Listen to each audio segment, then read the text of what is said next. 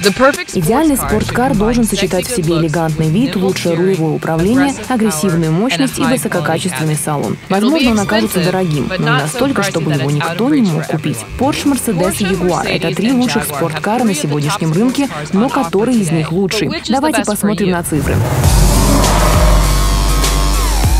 Все три машины имеют впечатляющие данные. Porsche чуть-чуть отстает от своих конкурентов, однако каждая машина имеет в арсенале то, чем может похвастаться.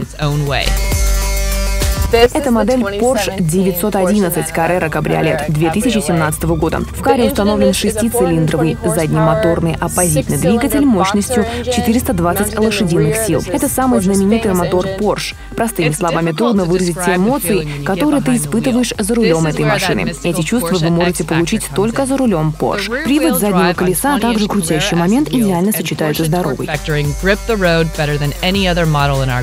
Если говорить об AMG GTS, то он резвее и дает намного больше эмоций, чем любая другая модель Mercedes. В нем вы чувствуете, что летите на ракете. В машине есть чем похвастаться. Это удивительно мощный 8-цилиндровый мотор, а также шикарный крутящий момент. Конечно, нельзя терять бдительность, иначе заднеприводный AMG может доставить вас не совсем в ваш пункт назначения. На прямых дорогах машина вне конкуренции. А это двухдверное купе Jaguar. В 2015 году состоялся его дебют, и он решил вернуться в игру. Производитель решил дать ей летающие цвета. Управляемость великолепна, балансировка машины на высшем уровне, благодаря чему водить машину не составит особого труда в любую погоду. Крутящий момент лучший из модельной группы. Однако он не магнитится к дороге, допустим, как Porsche или AMG. Это особенно заметно, когда тормозите или маневрируете.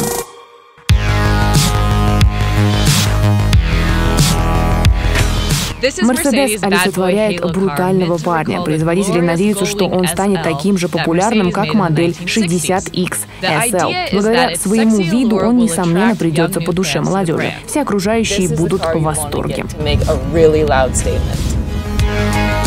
Что касается Ягуара, то он также мускулистый, один рев чего стоит. Нажимая на педали Ягуара, вы чувствуете всю его мощь.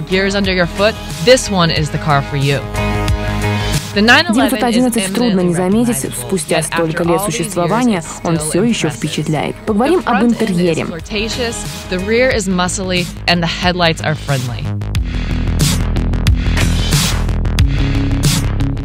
У Ягуара он очень богатый, сиденья очень удобные, а для пассажира, сидящего на переднем сиденье, предусмотрен держатель на случай, если машина будет ездить слишком быстро. Вещь очень полезная. Porsche был первой спортивной машиной, которая внедрила технологию PDK. Она предусматривает наличие в машине обоих режимов переключений, ручного и автоматического. В машине также есть откидное заднее сиденье, чего нет у других двух. Как по мне, я не знаю, кого туда можно посадить. Может, вашу собаку, можно посадить кого-то, кто вам не нравится. Мне больше по душе интерьер Mercedes. Все выглядит намного богаче, все под рукой. Итак, перейдем к сути. Выбирая любую из этих машин, вы 100% не ошибетесь.